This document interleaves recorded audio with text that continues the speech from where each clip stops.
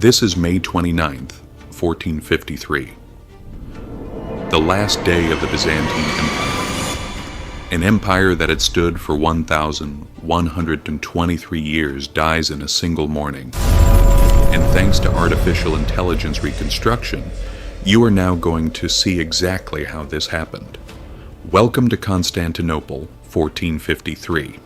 Using advanced artificial intelligence technology, we have reconstructed the greatest siege of the Middle Ages. The three-layered walls believed to be unbreakable, the giant Ottoman cannons that shattered them, the condition of the city on its final day, and the desperate battle that ended an empire. By the end of this video, you will fully understand why these legendary walls collapsed. But first you must see this. What made Constantinople untouchable for 1,000 years? Because what you are about to see were things that should not have been possible. The Theodosius Walls. This is the Theodosius Walls. And for 1,000 years they were considered the strongest defensive system in human history. 3 massive layers of walls. The outer wall, 12 meters high, 4.5 meters thick, entirely made of stone. Behind it, a second wall, 18 meters high. And behind that, the inner wall rising up to 40 meters, with 96 massive defensive towers placed every 55 meters. Between the outer and middle walls, an 18-meter wide space, the Peribolos, a corridor of death. The place where attackers were trapped. Between the middle and inner walls, another terrace. And in front of all of it, an 18-meter wide, 9-meter deep moat. To attack Constantinople meant first crossing the moat, climbing the outer wall under a rain of arrows, fighting in open ground, climbing the 18-meter second wall, fighting once more in the open, reaching the inner wall, surviving against archers, crossbowmen, and Greek fire stationed in 96 towers. 23 armies tried to breach these walls. 23 armies failed. The Avars, 626, failed. The Arabs, 674 and 717, failed. The Bulgarians failed repeatedly. Even the Fourth Crusade in 1204 could not breach the land walls. It succeeded by attacking from the sea. For 1,000 years, these walls were never breached. But Sultan Mehmed II was not bringing siege towers or battering rams. He was bringing something that would change the nature of war. Basilica, the Great Cannon.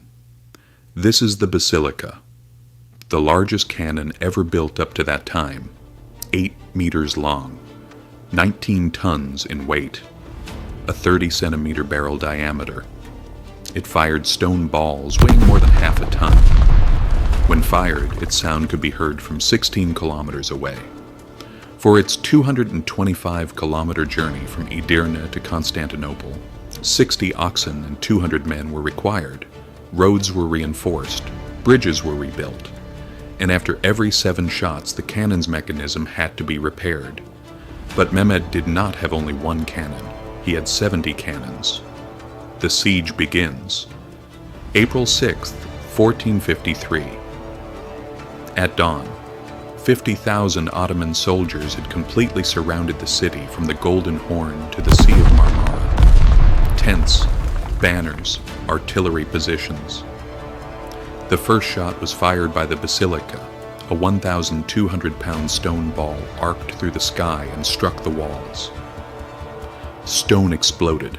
Clouds of dust rose. When the dust cleared, there was a crater in the wall. The Byzantines had never seen anything like this. Medieval siege weapons eroded walls over weeks, months. These cannons were shattering them within days. The bombardment continued for weeks. At night, the Byzantines carried rubble, erected wooden supports, filled gaps with earth and barrels. But the destruction was faster than the repairs. Byzantium was fighting with a 1,000-year tradition.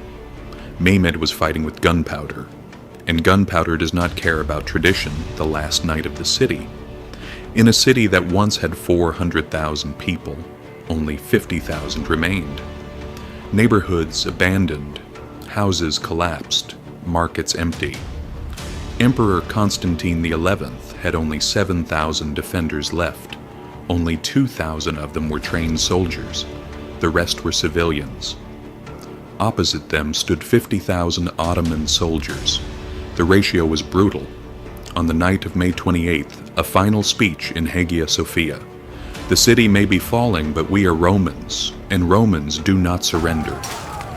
Everyone prayed for a miracle. The miracle did not come. May 29th, 1453, 1:30. The drums began to beat. 70 cannons fired at the same time. The walls shook. The first wave, irregular troops. Their goal was not to take the wall, but to exhaust the defense. The second wave, more organized units. The third wave, the Janissaries. And here everything collapsed. A small gate, the Kirkoporta, was left open. The Janissaries slipped inside. Panic spread. Commander Giustiniani was wounded. The soldiers thought he had fled. Order broke down. The gates were opened from the inside. The Ottoman army poured into the city. The end of the emperor, Constantine XI, could have escaped. He did not. He removed his purple imperial robe. He left his crown behind. He went to fight like a soldier, and he died in the walls. The Roman legacy that began with Augustus in 27 BC ended here. The fall of the city, 3 days of looting were permitted. Churches were plundered. Hagia Sophia was stripped. Thousands were killed or enslaved. On the fourth day, Sultan Mehmed entered the city. He dismounted before Hagia Sophia. He took a handful of soil and poured it over his head. He saw himself not as the destroyer of Rome, but as its heir. He declared himself Kaiser I Rum. Rome did not end. Only its ruler changed. Conclusion. The fall of Constantinople was not only the end of a city, but the end of the Middle Ages. The age of gunpowder began. Fortresses were no longer secure. The world changed, and Constantinople could not